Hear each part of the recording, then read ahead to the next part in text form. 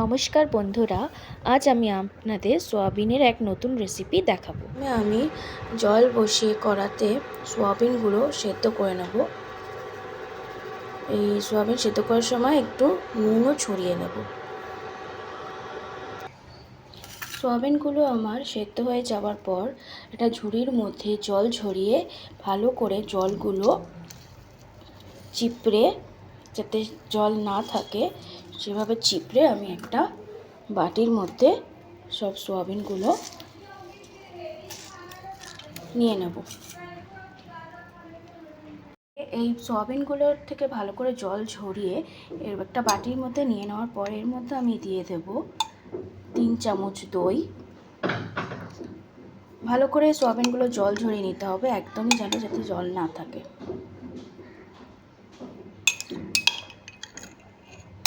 যেহেতু আমার সোয়াবিনের পরিমাণটা একটু বেশি আছে, এর জন্য আমি এর মধ্যে নিয়ে নেব 3 থেকে 4 চামচ মতো, টেবিল চামচ মতো দই।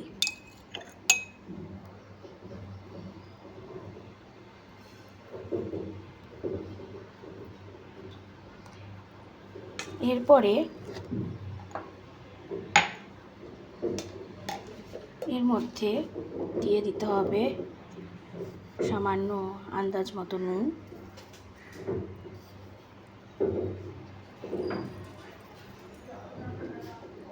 দিয়ে দেব গোলমরিচের গুঁড়ো 2 টিস্পুন,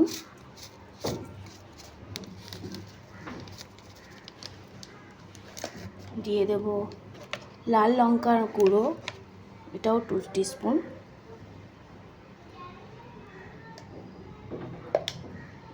আর এটাকে ভালো করে বাইন্ড করার জন্য, মিক্সচারটাকে ভালো করে বাইন্ড করার জন্য এর মধ্যে দিয়ে দেব 2 টেবিল স্পুন কর্নফ্লাওয়ার। কর্নফ্লাওয়ারের বদলে আপনারা ময়দাও দিতে পারেন।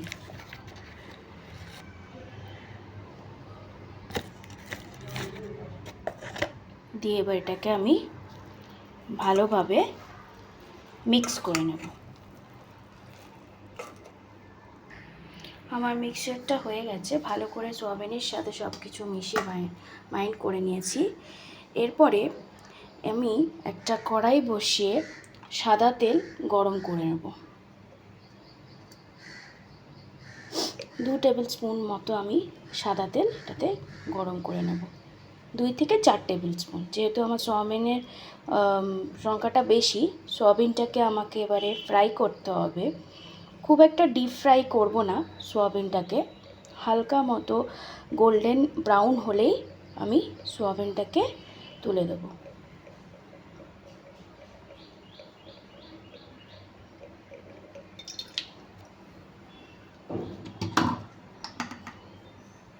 তেল আমার গরম হয়ে গেছে, এবারে এর মধ্যে আমি সোয়াবিনগুলো দিয়ে দেবো।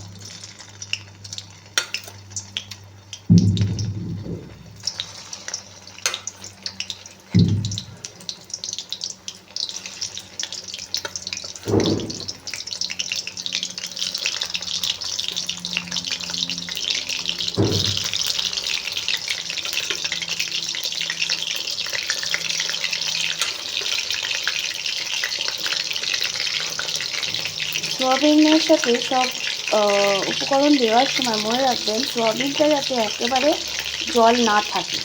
জল চিপড়ে তার মধ্যে দই, লঙ্কার গুঁড়ো, বাকি যা দিলাম সেগুলো দেবেন, কারণ জল থাকলে এটা ভালো করে বাইন্ড হবে না আর ভাজাটা সেভাবে ভালো হবে না। ডিপ ফ্রাই হবে না, হালকা গোল্ডেন ব্রাউন হবে। ঠিক আছে, সোয়াবিনগুলো আমার গোল্ডেন ব্রাউন হয়ে গেছে, এবারে আমি এই সোয়াবিনগুলো তুলে দেব।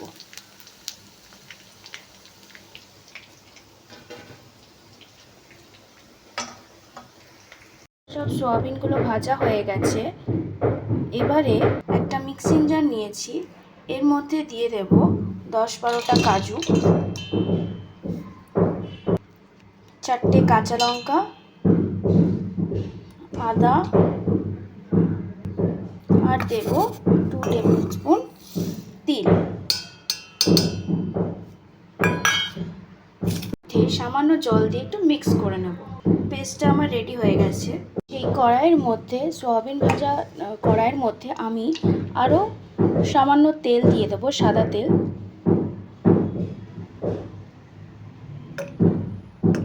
দিয়ে এর মধ্যে দিয়ে দেব 4টে ছোটো এলাচ, 2টো দারচিনি আর 3-4টে লবঙ্গ দিয়ে এর মধ্যে এটাকে একটু কয়েক সেকেন্ডের জন্য নাড়াচাড়া করতে থাকবো। যখনই একটা সুন্দর গন্ধ বেরিয়ে আসবে এর মধ্যে আমি দিয়ে দেব আলু। আলুটা আপনারা অপশনাল রাখতে পারেন, চাইলে দিতেও পারেন, নাও দিতে পারেন।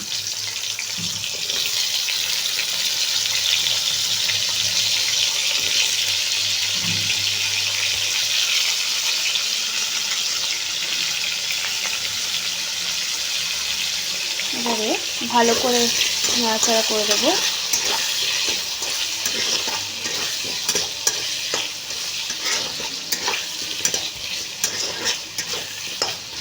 এটা একটু সামান্য আমি সেদ্ধ আর ভাজা ভাজা করার জন্য কড়াইয়ের মধ্যে একটা ঢাকনা দিয়ে দেবো। 1-2 মিনিটের জন্য এটাকে আমি ঢেকে রাখবো, যাতে আলুটা একটু সামান্য ভাজা আর একটু যাতে সেদ্ধ হয়ে যায়। আলুগুলো আমার ভাজা ভাজা সেদ্ধ হয়ে গেলে একটু আলুটাকে সাইড করে তেলের মধ্যে আমি দিয়ে দেব জিরে গুঁড়ো। এটাতে যেহেতু আমি মানে সাদা সাদা হবে, আমি হলুদ ব্যবহার করছি না এই সয়াবিনের রেসিপিতে। আর দিয়ে দেব কাশ্মীরি লাল মির্চ। জিরে গুঁড়ো আর কাশ্মীরি লাল মির্চ দিয়ে আমি এটাকে ভালো করে নাড়াচাড়া করব। কোনো রকম হলুদ ব্যবহার আমি এখানে করব না।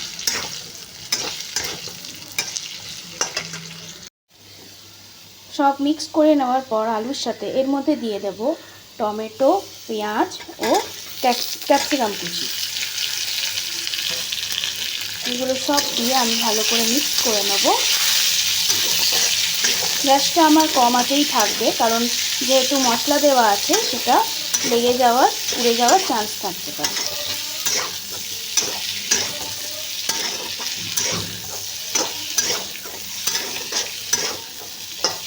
ভালো করে মিক্স করে নেওয়ার পর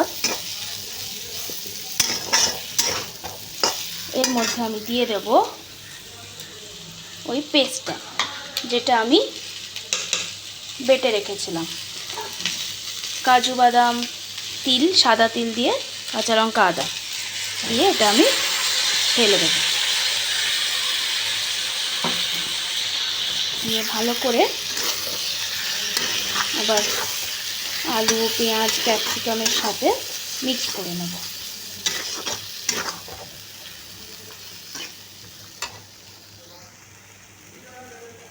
ওই পেস্টের মিক্সিং জারের মধ্যে আর একটু জল দিয়ে এর মধ্যে আমি অ্যাড করে দেব। জল অ্যাড করে এর মধ্যে আমি একটু সামান্য নুন, স্বাদ অনুসারে নুন দিয়ে দেব। আর লাগবে আমার চিনি। এটা একটু সামান্য মিষ্টি হয়, মিষ্টি দিলে ভালো লাগবে, স্বাদটা খেতে সুন্দর লাগবে। দিয়ে দেব 2 টিস্পুন মতো চিনি। দিয়ে আমি এটাকে ভালো করে নাড়িয়ে নিয়ে ঢাকা দিয়ে একটু কষতে দেব। এইভাবে সয়াবিনের রেসিপিটা বানালে আপনারা দেখবেন যারা সয়াবিন খেতে পছন্দ করে না তাদেরও খুব ভালো লাগবে। এটাকে আমি ঢাকা দিয়ে কিছুক্ষণ কষতে দেব। এবারে 5 মিনিট পর আমি ঢাকাটা খুলে দেখে নেব যে আমার তেল ছেড়ে দিয়েছে কিনা এই রেসিপি থেকে। দেখুন তেল ছেড়ে দিয়েছে। আর আমি একটু নুন আর চিনি স্বাদটা টেস্ট করে দেব। যদি আপনাদের মনে হয় নুন চিনি কম হয়েছে, তাহলে এর মধ্যে একটু নুন চিনি দিয়ে অ্যাডজাস্ট করে নেবেন। আমার এখানে নুন চিনিটা একটু কম হয়েছে, তাই আমি আর একটু চিনি আর একটু নুন দিয়ে দেব।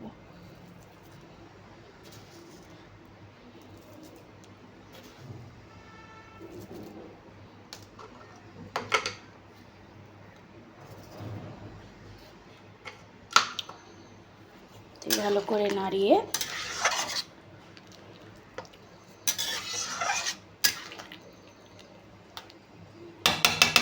এবার এর মধ্যে দিয়ে দেব সোয়াবিনগুলো।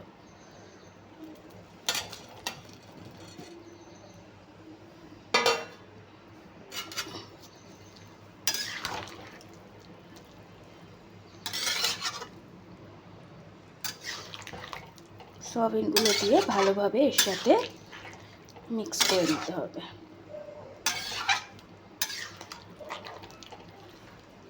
সোয়াবিনগুলো দিয়ে আমি এটাকে আবার 5 মিনিটের জন্য ঢাকা দিয়ে রেখে দেব। ভালো করে মিক্স করে নিয়ে এটাকে আমি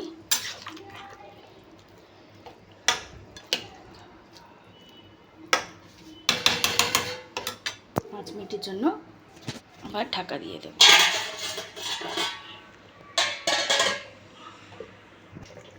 5-7 মিনিট পর ঢাকনা খুলে দিয়ে আমি এবারে এটাকে আবার একটু নাড়িয়ে নেব। নিয়ে এর মধ্যে দিয়ে দেব 1 চা চামচ কসুরি মেথি, আর দেব গরম মশলা।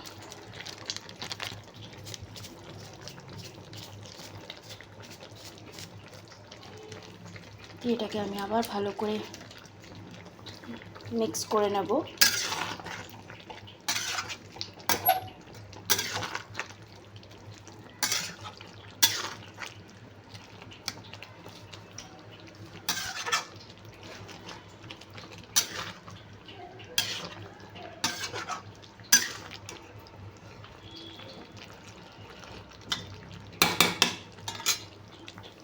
আর দিয়ে দেব ধনেপাতা কুচি।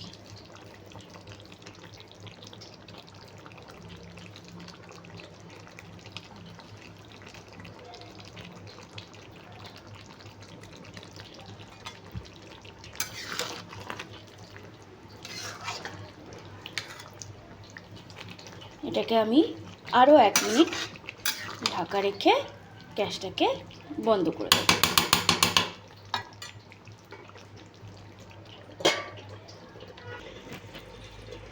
এবারে গ্যাস বন্ধ করে ঢাকনাটা আমি খুলে দেব। দেখুন আমার এই সোয়াবিনের নতুন রেসিপি রেডি। এইটা আপনারা বাড়িতেও ট্রাই করতে পারেন। আমি যে পদ্ধতিতে বানিয়েছি সেভাবে বানাবেন এবং আমাকে কমেন্টে জানাবেন কেমন হয়েছে। যদি আমার ভিডিওটা ভালো লেগে থাকে তাহলে অবশ্যই লাইক, শেয়ার ও সাবস্ক্রাইব করে দেবেন। ধন্যবাদ।